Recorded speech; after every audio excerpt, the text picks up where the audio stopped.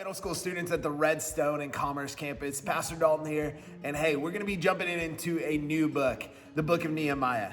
The book of Nehemiah is in the Old Testament. It's actually kind of smack dab in the middle of the Old Testament. But actually, if you look at a timeline of the Old Testament, it should really be one of the last books. And the reason being is, this is one of the very last things that happens before 400 years of silence, 400 years of God not talking to the people. And the main reason is, God gave them over because of their sin to what they wanted.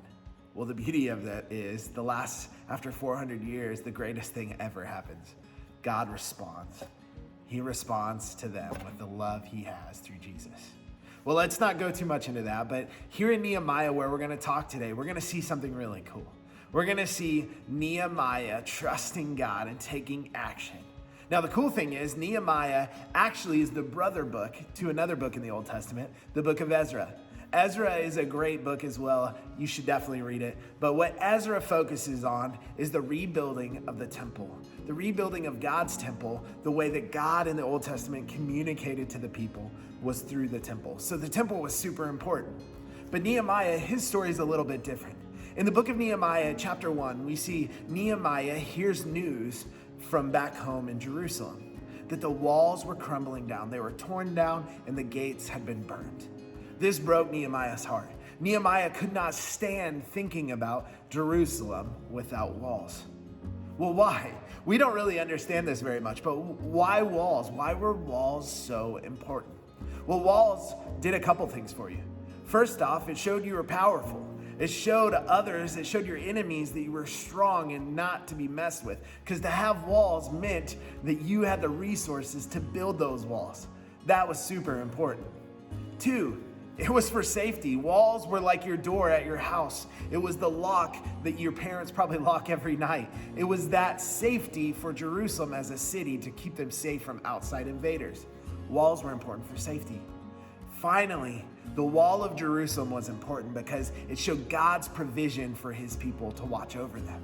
And here's the thing, when the wall was down, Nehemiah saw that as a disgrace to God.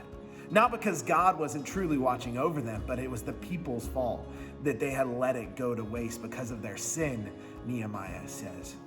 Well, here's the deal. Nehemiah sees this issue, and in chapter 1, we see in Nehemiah start off with, I think, the best way you could start off when a hard thing comes into your life. He starts down on his knees. He prays to God, and he says this, "Hey, God, man, help me. Hear me. Give me your ear. I want to rebuild this wall. Let me bring glory to you." So Nehemiah hears the answer of God, and God's like, "Yes, Nehemiah, go do this." And Nehemiah ends chapter 1 with this single statement we studied last week. "I was the cupbearer to the king." Well, why is that important? Well, the cupbearer was not an illustrious job. Most people did not want to be the cupbearer. It meant it was a job of really high priority, but it was also a job that you could be done pretty quickly. The job was you drink a drink, then you pass it to the king. You drink a drink, you pass it to the king. Why is this important? Well, if that cup had poison, you were a goner and the king wouldn't get it. So your job was always, am I gonna die today? Well, Nehemiah, by having that job, meant that he carried a lot of trust with the king. It's pretty interesting that God put him in that place. Well, I believe in chapter 2, we see why God puts him in that place. God had a plan for Nehemiah. And in chapter 2, Nehemiah addresses the king and he tells him about his deep heart desire to fix the walls in Jerusalem. Well, the cool thing is God honors that, and through the king, he says yes. So the king not only tells Nehemiah, "Hey, go do that. I'll give you people and I'll give you resources." So Nehemiah goes back in chapter 2 and he surveys the wall. Well, I think this is important. We have this awesome moment, and if you don't check out chapter 1 and 2, you could quickly miss it if you're not paying attention. Nehemiah understands something. When hard things come at us, Nehemiah goes to the right sources for the answer. He first seeks out God, the one true God who has all of the answers and ultimately cares deeply for him. But guess what? God also deeply cares for you. So Nehemiah seeks out God before he does anything else. Now here's the deal. Nehemiah could have went to the king, right? From a worldly standpoint, no one was more important than the king. The king had the ability to kill people or to raise them up. Well, Nehemiah doesn't go to the king first because he realizes there's somebody even above him, and that's God.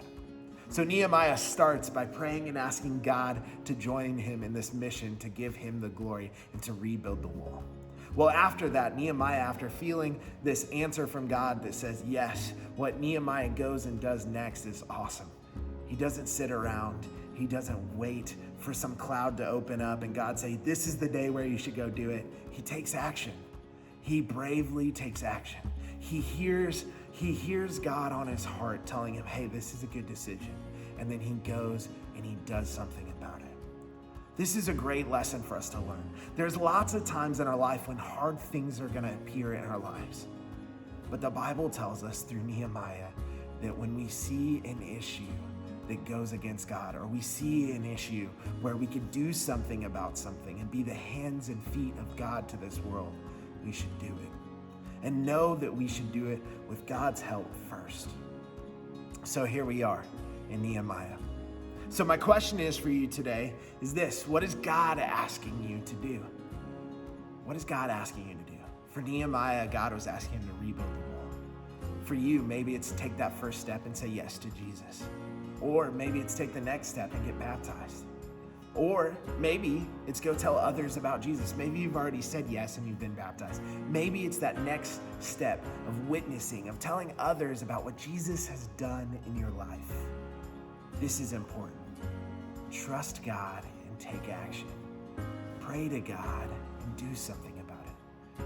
Follow Nehemiah and see his example and say, you know what, God, today give me the heart of Nehemiah so that I can be bold and I can take action knowing that what I'm doing is for your glory, not for my own. Today in small group, we're going to talk all about that.